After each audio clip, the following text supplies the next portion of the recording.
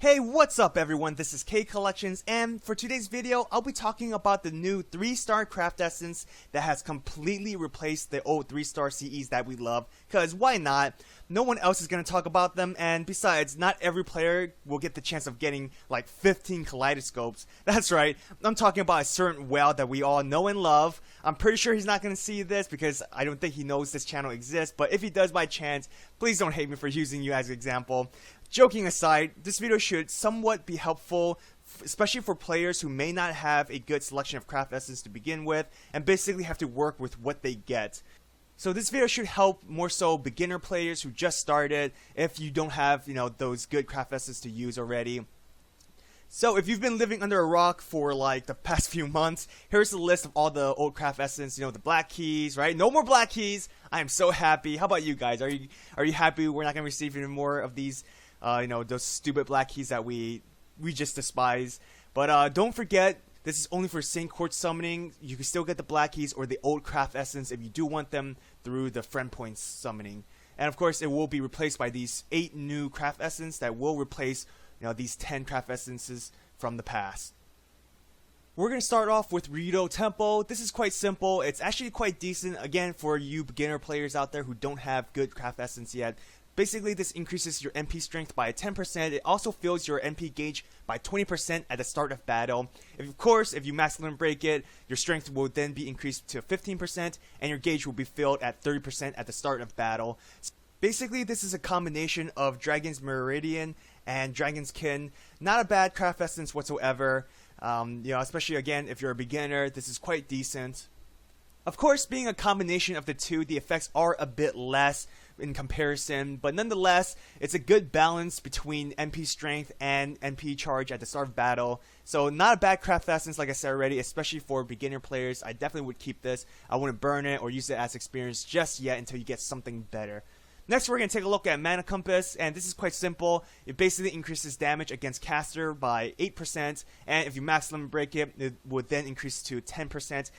And of course, ideally, you want to equip it with Rider Servants just so they have the class advantage as well as the increased damage this CE gives them. For Elixir of Love, this increases charm success rate by 12%. If you max limit break it, it will then increase to 15%. Ideally, you want to equip this with servants with charm skills. Here are just a few servants in that category. There's a lot more, don't get me wrong, but these 3 are the ones I usually use for charm skills. For the next craft essence, this increases MP strength by 15% when equipped to a Berserker class. So you want to use this with a Berserker, clearly.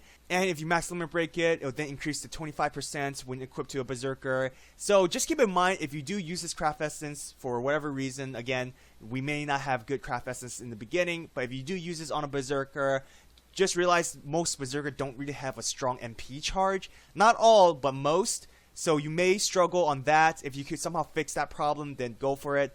Other than that, I would suggest using Rito Temple if you have that. For the next craft essence, this increases art card effectiveness by 15%, and that lasts for 3 turns. If you max limit break it, it will then increase to 20% for 3 turns. And it's not really that great, even if you want to use it for your arts team, because honestly, if you have the Azure Black keys, I know, right? It's crazy thought, right? I'm recommending a black key.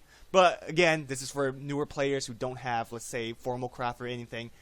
For the black key, I would suggest this a lot more because at the very least, it's not only for a certain amount of turns, it's actually forever, right? It increases art card effectiveness by 8%, max limit break it will be 10%. Significantly less in terms of effect, but again, it lasts a lot longer.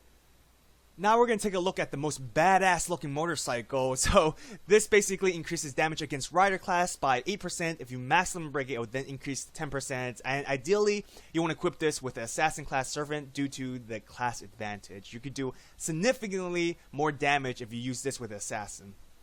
Next, we're going to talk about this cute stuffed lion. This restores HP of all allies by 800 when the servant who has this equipped dies. If you max limit break it, it will then increase to 1000 HP recovered when your servant dies. And most ideally, you want to equip this with servants who has, not a lot of health, who will die fast, maybe a Berserker. Even servants like Arash or Jin K who are kind of suicidal in terms of using your Noble Phantasm.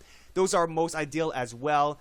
Just keep in mind you're only going to recover 2 of your allies since the one who's using this will die. And, just don't use, let's say, a Rush Noble Phantasm to kill himself while your other allies have full HP. That kind of defeats the purpose of this craft essence. Now, for the last CE, we're going to look at this. Basically increases stun resistance by 25%, and if you masculine break it, it will then increase it to 30%. It's okay, very situational, of course. Not a lot of enemies will stun you a lot of time. I haven't really been stunned too many times by enemies. Nonetheless, if you do find that as a problem, then feel free to have this equipped.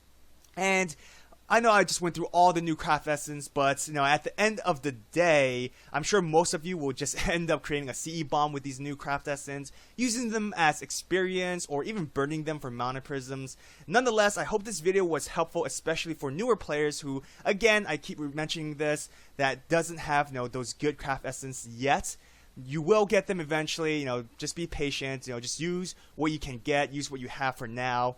Don't forget, my 1,000 subscribers giveaway will end today at 12 a.m. Eastern Time. I will be making a separate video announcing the winner tomorrow. As always, if you like this video, hit the like button and subscribe to my channel, as I will be making a lot more FGO videos. Narrow Bride has been announced on the 25th, so gonna live stream my post for her. Hopefully I get her. Hopefully my luck, pulls through that day. Brynhilder was not much of a success, right? If you guys saw my last live stream. So good luck to all players still actually summoning on Brynhilder's banner. Time to prioritize, right? Time to save your Sandcoins if you want Narrow Bride, or spend it all on Brynhilder. Whomever you like, whomever you're after, best of luck. Hopefully you get them, right? Hopefully you get better luck than I have. Till next time, everyone, have an awesome day, and let's have fun with these upcoming events.